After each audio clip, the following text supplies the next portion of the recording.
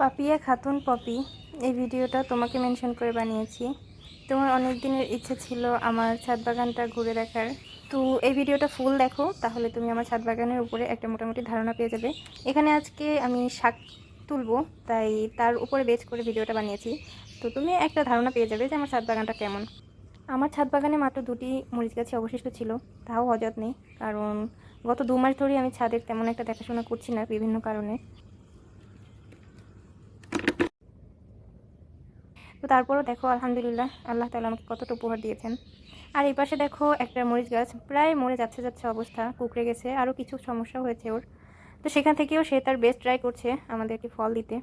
ওকে দেখলে না কিছু শেখার আছে মানুষের। একটা গাছ, সেও তার বেস্ট ট্রাই করছে মানুষকে উপকার করার জন্য। এই নিচে দেখো একটা ডাল বের হয়েছে, সেখানেও ফুল ধরেছে, মনে হয় ওখান থেকেও কিছু মরিচ নিতে পারবো ইনশাআল্লাহ। তো এই যে এতগুলো মরিচ হয়েছে, এখন চলো আমরা শাক তুলতে চলে যাই। এই যে অনেকগুলো ভ্যারাইটি শাক আছে ছাদে, সেখান থেকে ফার্স্টে আমরা পুঁই শাক তুলে নেব। তো আসলে আমার ভয়েসের এই অবস্থা কেন, সারাদিন অনেক কষ্ট করে এই ভিডিওটার ভয়েস ওভার করেছি, কিন্তু যখনই সেভ করতে গেছি কিছু টেকনিক্যাল সমস্যার কারণে সেটা সেভ করা হয়নি। তো রিয়েল ভয়েসটা ডিলিট হওয়াতে আমার মন খারাপ হয়ে যায়, যার কারণে এখন যেমনি পাচ্ছি ভয়েস দিয়ে দিচ্ছি।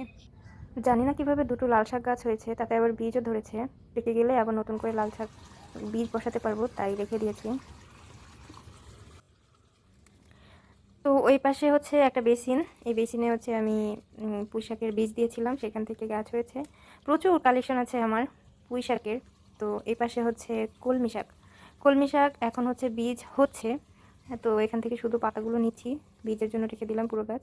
এ পাশে একটা টব, সে টবেও কিছু কলমি শাক হয়ে আছে, লোক সামলাতে না পারে সেগুলো পুরোটা তুলে নিলাম। এরপরে দেখো এই সাইডে একটা বেগুন দেখা যাচ্ছে। সে বেগুনটা হচ্ছে কি, যে অনেকগুলো গাছ ছিল, আমরা এর আগে হচ্ছে সব বেগুনগুলো তুলে নিয়েছিলাম। শেষমেশ মনে হয় ও ছোটো ছিল, তখন আর নেওয়া হয়নি। এখনও মোটামুটি বড় হয়েছে, তাই ওকেও তুলে নিলাম। এই পাশে মোড় ঘুরতেই দেখলাম যে আরও কিছু পুঁই শাক আছে, সেগুলোকেও তুলে নিচ্ছি। মানে সবাইকে নিচ্ছি, এখন ওকে যদি না নিই সে মন খারাপ করতে পারে, তাই তাকেও তুলে নিলাম। শুধু ভেবো না যে পুঁইশাক খেলে শুধু অ্যালার্জি হয়, এমনটা না। পুঁইশাকে কিন্তু রক্তশূন্যতা দূর করে, হজমে সহায়তা করে, এরপরে হাড় মজবুত করে, হৃদরোগের ঝুঁকি কমায়, ওজন কমাতেও কিন্তু সাহায্য করে। তাই যাদের অ্যালার্জি নেই তারা কিন্তু ধুমসে খেতে পারো।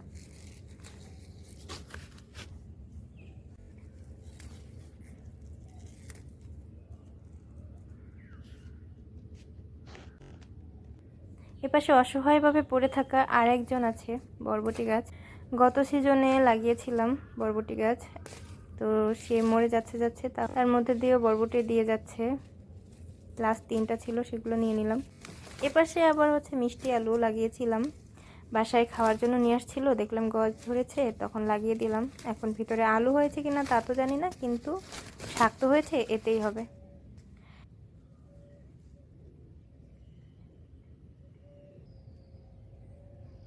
এখন চলো তোমাদেরকে আমাদের এলাকার কিছু ভিউ দেখাই আমাদের ছাদ থেকে। আমাদের এলাকাটা মফস্বল এরিয়ার মতো, শহর থাকলেও গ্রামের ভাইবটা অনেক বেশি।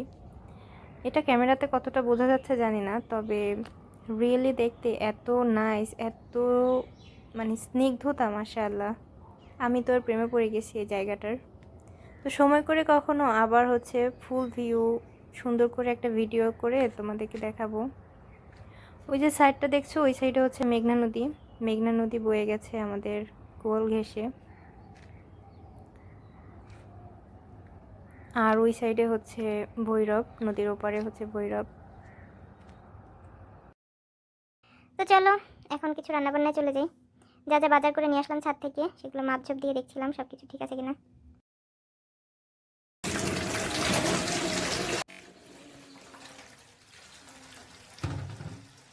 তো এবার হচ্ছে এটাকে উল্টাই পাল্টাইয়া চকলাই মকলাইয়া 3-4 বার ধুয়ে নেব।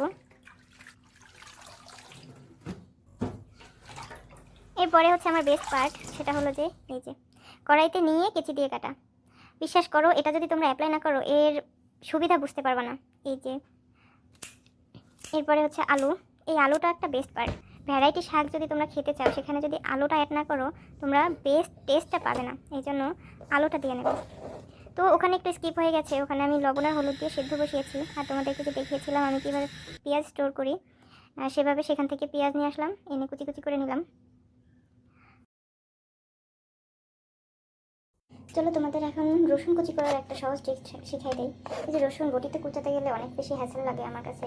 তো এই রসুনটাকে যদি আমরা হামানদিস্তাতে নিয়ে একটা ছ্যাঁচা দিয়ে নিতে পারি, 2-3টা ছ্যাঁচা দিলেই ব্যাস, এর দেখবে নাড়িভুড়ি সব খুলে আসছে। এখন শুধু বের করে এর ভিতর থেকে ওর ছাল আমরা সব ফালাই দিয়ে ওকে জাস্ট এখন চাকুতে ফেলাইয়ে কুচি কুচি করে নিবা, ব্যাস শেষ। দেখছো কত ইজি। আজকে এক ভিডিওতেই তোমাদের সব রান্নাবান্নার নাড়িভুড়ি টুকিটাকি সব ট্রিক্স টেকনিক সব শিখাই দিচ্ছি। মন দিয়ে ভিডিওটা দেখো, একদম স্কিপ করো না। এবার আসো আমাদের গোল্ডেন মশলা, বিশাল দাম। আমার তোমাদের বোটাটা সহ ফেলতে ইচ্ছে করছে না, তো নিজের কষ্ট বিসর্জন দিয়ে বোটাগুলোরে ফেলাইয়া কুচি করে দিলাম এর ভিতরে ঢাইলা, আগে দিতে বই লাগেছি। তো আসলে রান্না তো তোমরা সবাই জানোই, আমি জাস্ট ট্রিকগুলো একটু দেখাই দিচ্ছি। এখন হলো কি, এটার একটু বাগার দিয়ে লইতে হবে। এটা একটু সেদ্ধ, এটা সেদ্ধ হয়ে গেছে, আর লাগবে না। তো ওই পাশে চলো আমরা বাগার দিই। আচ্ছা থুকু বাগার না, ফোড়ন দেবো, যেহেতু আমরা আমাকে দেশের বাসায় কথা কইতেছি, তো চেষ্টা করবো পুরোটাই যে কথা কওয়ার জন্যে। তো এই যে ভিতরে এখন রসুন আর পেঁয়াজটা ফেলাই দিয়ে ভদ্রলোকের মতো আস্তে আস্তে নাড়বো। জোরে জোরে ঝাঁকানাকা করে নাড়তে যাই মানে অভদ্রতা হয়ে যায়। তো তার কারণে আমরা এখন ভদ্রভাবে নাড়াচাড়া করবো। নাড়াচাড়া করে যখনই দেখবো গোল্ডেন কালার হয়ে গেছে, তখনই ঘপ্পাত করে ওর মধ্যে ঢাইলা দেবো। তো যেহেতু এক হাতে আমার ক্যামেরা, তো আমি কিন্তু আর ওইটারে দেখাইতে পারলাম না, তোমরা বুঝে লইও। এই যে লাইটে সাইডে মিশাই লইলে দেখ যেটি কিন্তু আমাদের বহুল প্রতীক্ষিত ভ্যারাইটি শাকের রেসিপি।